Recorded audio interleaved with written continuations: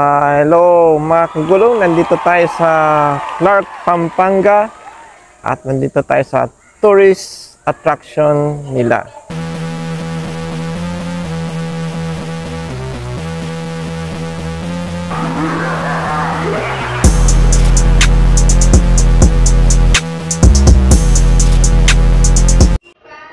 Ito, nandito sa Clarkland. May ticket booth. Wow. Ayan. Sakto naman, meron nag-field trip ng mga bata.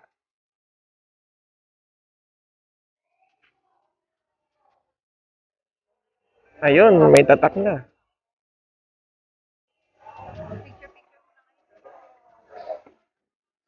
Ayan.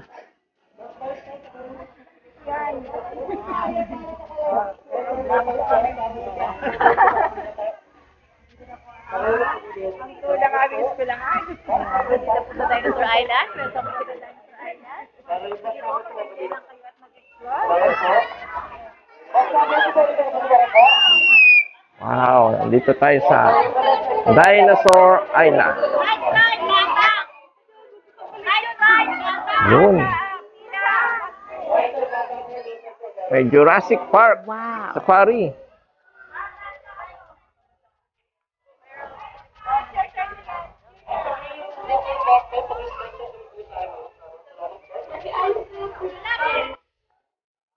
Ayan, mapasok na kami sa Dino Jurassic.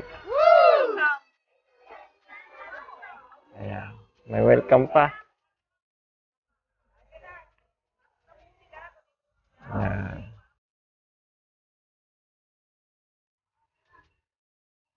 Yun, may entrance. Ayan. Okay, ma'am sir. Welcome po to Dinosaur.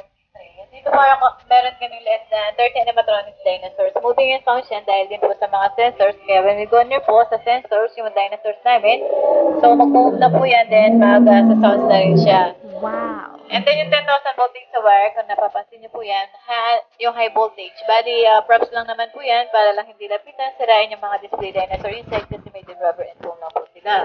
First dinosaurs po namin dito is the Apatosaurus. Same the tree lizard. Classified po yan as a herbivore or plant eater dinosaurs. Also known as land before time. Then sa Littlefoot, one of the good dinosaurs na tinawag din po nila si Arlo. At did you know yung brain size po niyan is like an apple naman po siya. Once din po na mag-wave dito yung tail ni Apatosaurus, siya po yung nagbibigay ng warning signs sa ibang dinosaur that they are endangered naman po. So, they are eating plants lang po siya. Po, okay.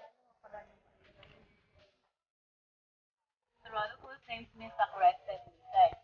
And then, Apatosaurus, yung friends na po dito, mapapansin mo, ginagamit niya po yun as trumpeting sound para makipag-communicate din po sa ibang dinosaur. And then, ginagamit din po yan, to smell naman po yung friends niya.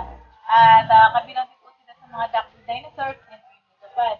Kaya rin nilang mag-walk ng 4 legs, pero mas fast-running dinosaurs sila pagkatulad ng ginagamit nila.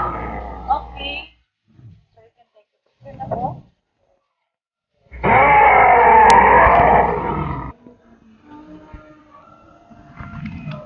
Okay, ayan, Stegosaurus naman po yan, names means a rock lizard.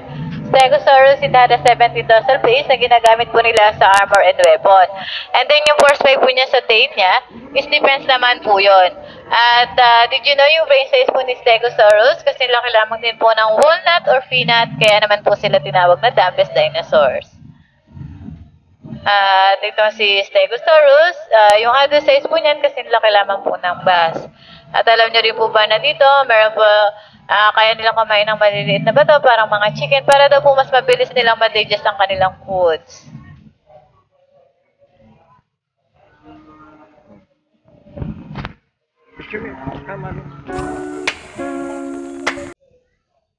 Video. Names means army lizard. One of the tallest dinosaurs naman po yan. Si Brachiosaurus po, yung adult size niyan is like a 4-story building. Ito pong nasa front niya, baby pa lang po yan. Baby pa lang yan. Yes po. Adult size niyan kasi taas po ng 4-story building. 4 story. Yes. And then, alam niyo rin po ba na dito, yung brain size ni Brachiosaurus is like ano burger bun. At kaya rin niya po mag-lay ng eggs na ng 1,000 egg in 1 year. 1 or 2 lang din yung mabubuhay doon dahil kakainin na po sila ng mga carnivore na dinosaur. Okay. So, basically, once na mag-hatch ng egg, automatic they have a sharp tooth na po siya. Yes, so omnivore po sila. So, yung kakainin nila dyan is plant muna, yung mga leaves. After po nun, yung mga softer meat na, kasi softer pa lang po yung teeth niya. Kaya softer meat pa lang din, kaya para makasurvive na po si baby T-Rex. Baby T-Rex. Yes, meron din sila 2 parts of cell, kung saan, anong uri at saan banda ang dinosaur na pwede nilang kain. Left and right po. Related din yung Stegosaurus and Stegoid family. Different lang po nila dito, more on spike lang po siya, kaya siya tinawag na spike lizard kasi it had a 28 dorsal plates and then meron silang 2 tones. Spike lizard.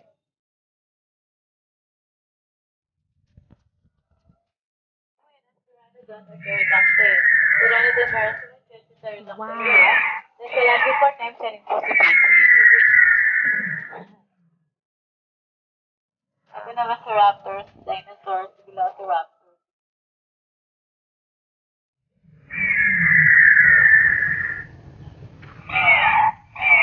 Ayan, dito naman po tayo kay T-Rex.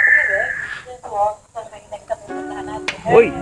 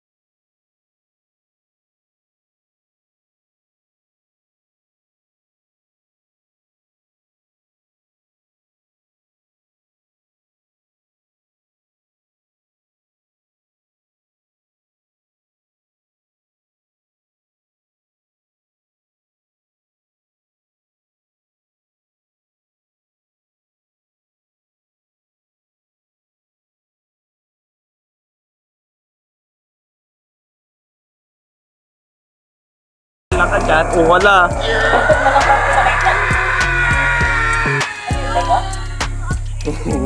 Wait till you see the.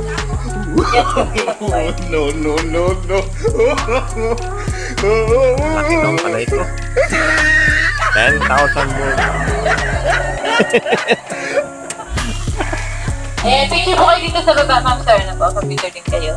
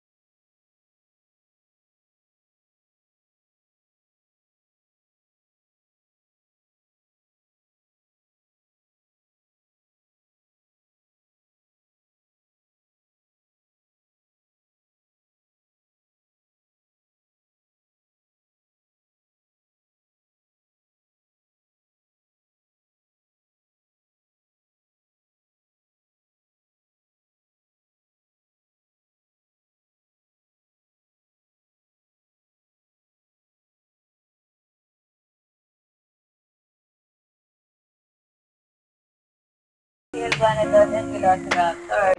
Iguanodon, same with Iguanodon. Similar nga sila sa human kasi meron po sila dun sa jaws nila. And then Raptors dinosaurs yung nasa top ni Iguanodon. Yan yung mga Raptors dinosaurs na kasama ni Blue, yung nasa top din ng bat. Fast running dinosaurs or bipedal hunter yan. They are fighting naman po yan.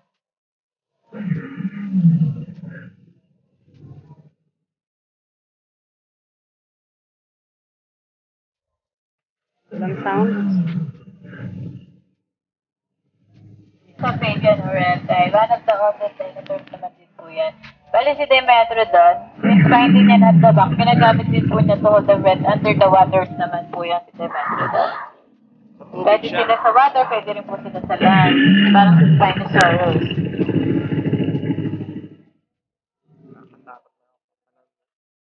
Pero may tao na loob.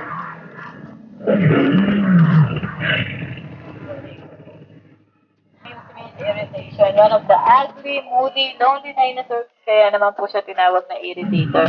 At natagpuan din po sa boses niya na nag-iisa lang siya. Kaya po nahiwalay siya sa ibang grupo. Kaya siya tinawag na irritator. Ayan. Pero kabilang din sila sa mga genus or related sila sa Spinosaurus family. Itong si irritator. Carnivores. Yes, Nasa naman daw. Ayan, kung saan dinosaurs die. And last one natin dito si Dilophosaurus, two-crested lizard. Ayun si Dilophosaurus, they are feeding saliva naman po yan. Kasi defense naman po niya kasi venomous po siya. Yun yung ginagamit niya defense, unlike sa iba na mouth and tail. Siya yung spitting niya or spitting saliva niya. Yung present din yung spitting niya, yun yung ginagamit niya. Pwede rin sila sa water. Yes. Related din yan kay Spinosaurus. Sa Jurassic World,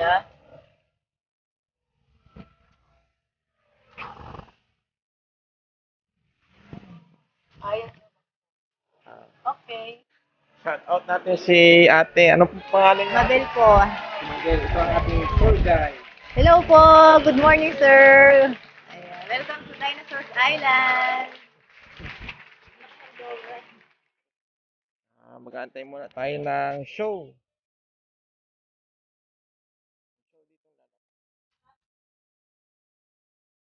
Yun, mga kagulong, pasok tayo dito sa Dino World of Fun. Wow.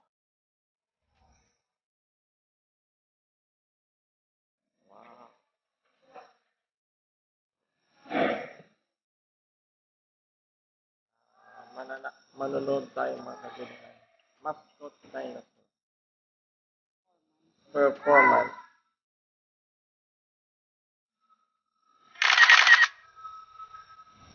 Enjoy and watch the fantastic creatures come to life. Using the latest animatronics technology, similar to the techniques used in the movies, we can make our giant dinosaurs run and move. So please welcome the dancing mascot.